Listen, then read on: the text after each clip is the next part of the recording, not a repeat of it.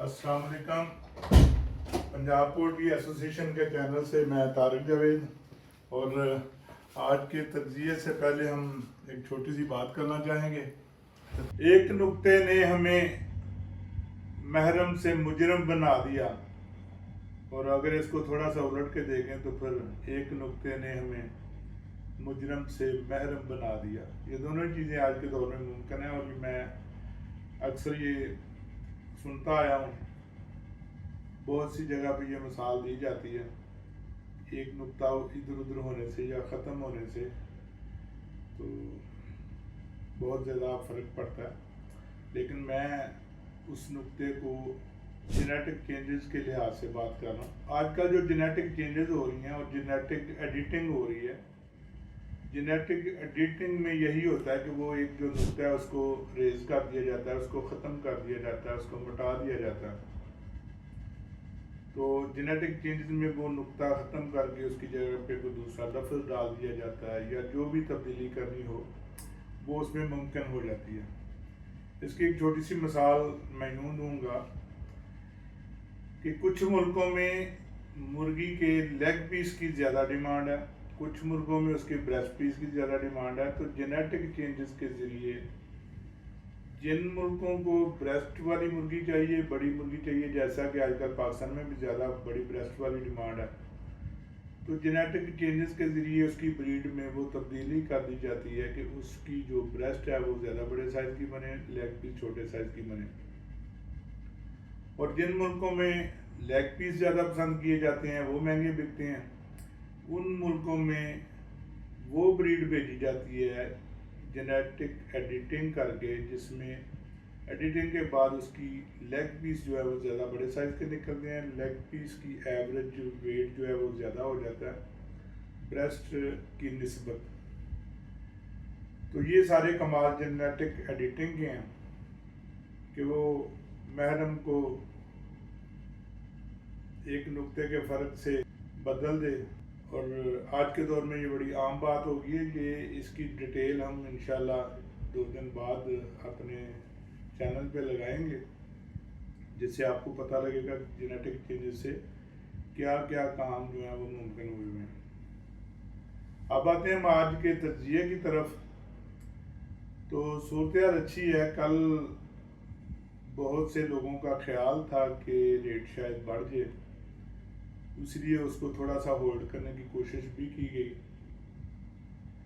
लेकिन रेट जो है ना वो वही चला जो पंजाब पोल्ट्री एसोसिएशन की तरफ से जो अनाउंस हुआ था, वही रेट चला। और मंडी की सूरत हाल भी आज दरमियानी सी रही है, कुछ ज़्यादा अप डाउन नहीं हुआ। उसकी वजह यही थी कि बहुत ज़्यादा गाड़ियाँ आज नहीं आई। आज भी जो सूरत हाल है वो वही मतवक्को है जो कल सूरत हाल थी। 370 रेट अनाउंस हुआ है और 370 ही चलने का इम्कान है।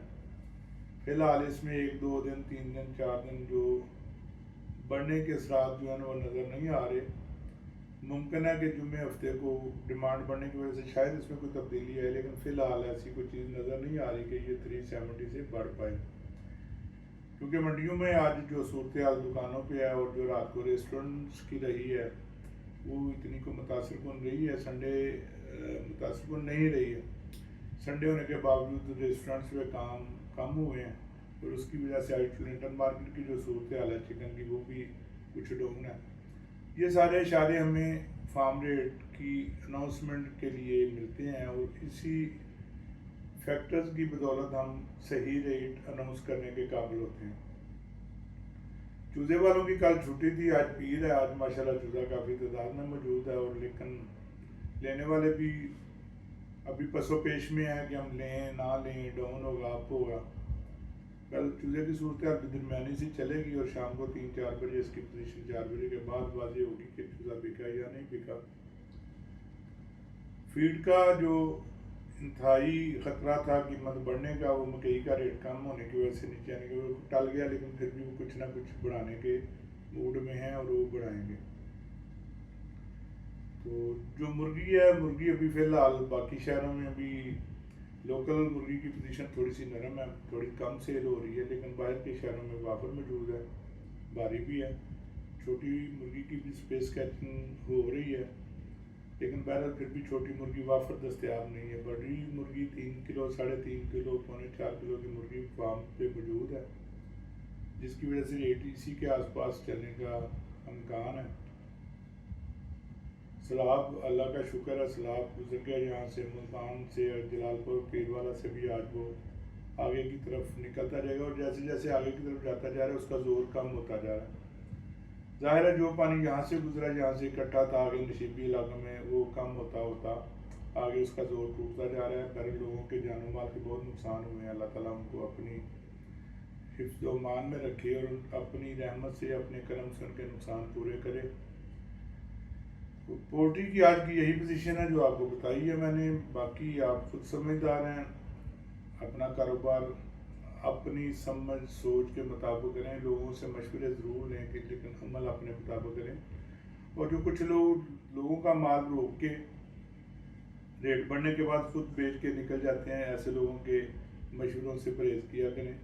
مالوں کو بیچتے جائیں اور ہولڈ کرنے سے تھوڑا سا گریز کیا کریں، کیونکہ ہولڈ کرنے سے آپ کی جو پروڈکشن ہے اس میں اضافہ ہو جاتا ہے اور وہ جو بڑی مرغی ہو جاتی ہے وہ ریٹ کم کرنے کا باعث بنتی ہے. باقی آپ کو ہم ہمیشہ کہتے ہیں کہ ہم جو تجزیہ آپ کی خدمت میں پیش کرتے ہیں اس سلسلے میں مختلف لوگوں سے رائے لیتے ہیں. کچھ لوگوں کے میسج آتے ہیں، اگر آپ بھی پسند کریں تو آپ بھی ہمیں اپنی صورتحال کے متعلق میسج کر دیا کریں تاکہ آپ کی اور آپ بھی اس تجزیے میں شامل ہو سکے. اس کے لیے میرا نمبر 0344 2 آپ اس پہ اپنا مشورہ اپنی رائے میسج کر سکتے ہیں. ہم کوشش کریں گے کہ آپ کی رائے کو مقدم سمجھتے ہوئے اس کے مطابق تجزیے کو اپڈیٹ کریں. اللہ تعالیٰ آپ کا حامی ناصر ہو. بہت شکریہ. اللہ حافظ.